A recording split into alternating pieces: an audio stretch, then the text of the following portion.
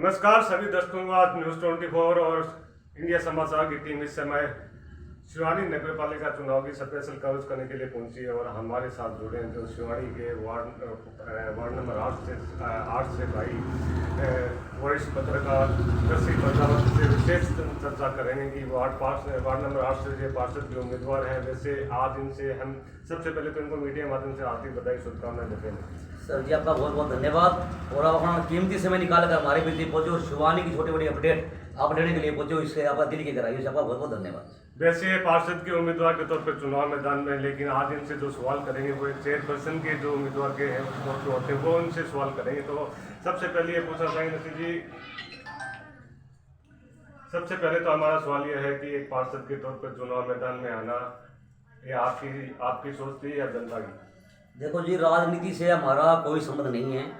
समाज सेवा में हम काफ़ी दिनों से लगे हुए हैं, क्योंकि हमारे एनपीएस न्यूज़ के माध्यम से हम जनता की आवाज़ उठाते आए हैं और उसका समाधानी मौके पर करने का काम किया है। तो हमारी 7 पीढ़ी में जी कोई भी मतलब राजनीति में आज तक सक्रिय नहीं रहा है।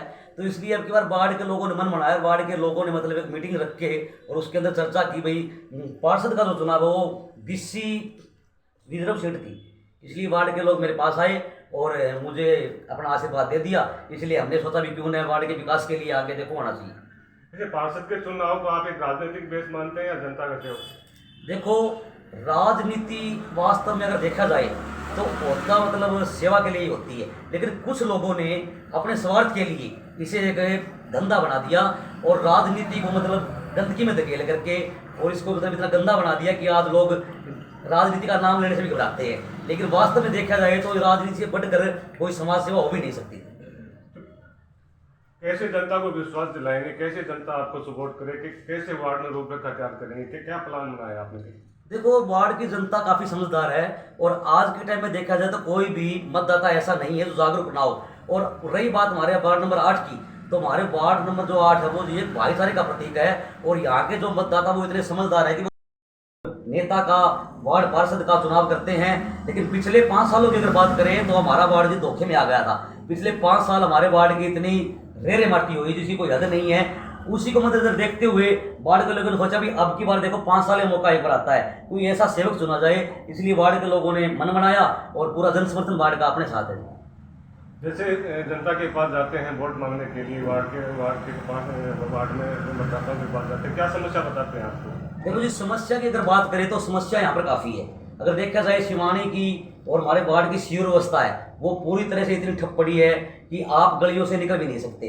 सफाई व्यवस्था की बात करें वो शर्मला गई है। अपने बात करें यहाँ पर हमारे वार्ड नंबर 8 का पुराना जोड़ है, पुराना कुआं है जो हमारी पुरानी संस्कृति भी है, उसको बचाने का हमारा पूरा प्रयास है। किसी भी पार्षद ने, किसी भी विधायक ने, किसी भी नेता ने आज तक इस तरफ ध्यान नहीं दिया।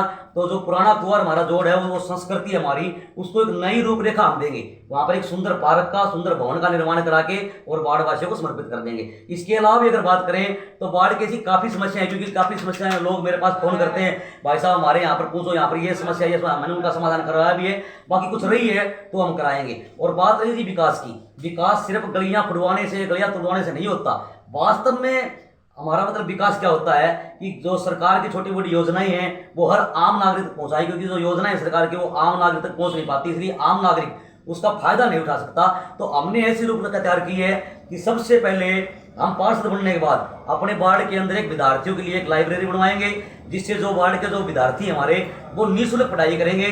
उन्हें किसी प्रकार की कोई कोचिंग सेंटर में या कहीं भी जाने की जरूरत नहीं है, उनके लिए व्यवस्था हम सर्व रूप से चालू करेंगे। जो भी सरकार की जो योजनाएं हैं उनके लिए स्पेशल अपना ऑफिस जो वार्ड के बीच में होगा, वहां सभी गरीबों के घर घर जाकर के उन योजनाओं का उनको लाभ दिलाया जाएगा। इसके अलावा भी बहुत सी समस्याएं हैं जिनका हम समाधान करने की कोशिश करेंगे। ज्यादातर ये भी देखा जाता है जैसे गरीब परिवार है, आर्थिक रूप से तो कमजोर परिवार है, तो कुछ परिवारों का कहना कि जो जीतने वाला वो केवल अपने वोट को महत्व देता था। ऐसे में आपकी क्या सुन रहेगी? देखो जी, ऐसा है, जो गरीब परिवार है वो हमेशा गरीब होता जा रहा है, जो अमीर है वो अमीर होता जा रहा है। क्योंकि कुछ राजनीतिक जो लोग हैं ना वो अपनी राजनीतिक रोटियां सेकने के लिए राजनीतिक रोटियां सेकते हैं और मतलब अमीर को अमीर बना देते हैं, गरीब को गरीब बना देते हैं। अभी देखा कि पिछले दिनों अपनी इतनी दिक्कत आई थी, जो गरीबों की फैमिली आईडी है वो काट दी गई, राशन कार्ड काट दिए गए। हमारे वार्ड की बात करें तो बहुत से ऐसे लोग हैं जिनके राशन कार्ड, फैमिली आईडी जो मतलब योग्य है इनकी, उनके काट दिए गए। सबसे पहले अभी मेरे पास लोग सुबह सुबह मेरे पास कम से कम 20-30 लोग बाढ़ के आते हैं कि भाई साहब मेरा राशन कार्ड कट गया, मेरी फैमिली ने भी इनकम ज़्यादा दिखा दी। सबसे पहले उन अधिकारियों के खिलाफ कड़ी से कड़ी कार्रवाई होगी जिन्होंने ये घिनौना कर ये किया है, क्योंकि जो पात्र जो लोग हैं ना उनको इसका फायदा नहीं मिल पा रहा। तो सबसे पहले इस पर विशेष ध्यान दिया जाएगा। खासतौर पर जब भी कोई चुनाव आते हैं तो जो युवा वोटर हैं उनका सबसे बड़ा योगदान रहता है। तो ऐसे में खेल और शिक्षा के क्षेत्र में युवाओं के लिए क्या कुछ करेंगे? देखो, खेल और क्षेत्र की बात रही, आज हमारा युवा जो खेल में काफी नाम कमा चुके हैं, खेल के लिए जो भी उनकी सुविधाएं हैं, क्योंकि सरकार की भी काफी योजनाएं हैं खेल के लिए, तो वो योजनाएं हम हर युवा तक पहुंचाएंगे। और एक खेल स्टेडियम का जैसे मैंने आपको बताया है कि यहाँ हमारे खाली पड़ी जगह है, वहाँ पे एक सुंदर पार्क और सुंदर भवन का निर्माण कराएंगे, और वहाँ खेल स्टेडियम का भी हम निर्माण कराने की कोशिश करेंगे ताकि हमारे बाढ़ के जो होनहार बच्चे हैं, विद्यार्थी हैं, वो खेल में बड़ा भाग्य आजमा सके। अच्छा, अपने वाद को आगे नशा मुक्त और पर्यावरण प्रदूषण से बचाने के लिए क्या कुछ योजना चलाएंगे? देखो, इसके लिए तो हमारी योजनाएं पहले भी चालू है। नशा मुक्ति केंद्र भी यहाँ पर खुला हुआ है, और हम समय समय पर मतलब शिविर लगा करके और लोगों को जागरूक भी कर रहे हैं। भाई नशा कहता है, भाई नशा नाश की जड़ होता है, कहते भी बोला दारू मत ना पियो भाई, चाले हो जाएंगे, जब पुलिस पकड़ के लेगी तो वो काले हो जाएंगे। ये पंक्तियां ठीक बैठती, क्योंकि जो नशा होता है ना वो नाश की जड़ होता है। सबसे पहले अंकुश हम नशे पर लगाएंगे। तो क्या आज मीडिया के माध्यम से वार्ड की जनता को विश्वास दिलाएंगे कि अगर आपके मान सम्मान में सदैव आपके विश्वास पर कायम रहेंगे आप? बिल्कुल। देखो, वार्ड के लोगों पर मुझे विश्वास भी है, और मुझ पर वार्ड को लोगों का विश्वास है। हम उस विश्वास को कायम रखेंगे। और मैं तो यही अपील करना चाहूंगा कि आने वाले 2 मार्च को अपना कीमती वक्त छतरी के निशान पर देकर के 2 नंबर पर अपना निशान रहेगा। ईवीएम मशीन के दूसरे नंबर पर छतरी का निशान है।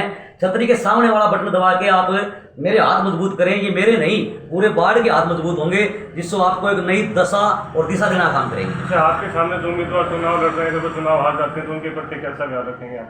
देखो, हार और जीत एक सिक्के के 2 पहलू है। जो हारने वाला उम्मीदवार है, देखो इस चुनाव में होती तो हार और जीत ही है।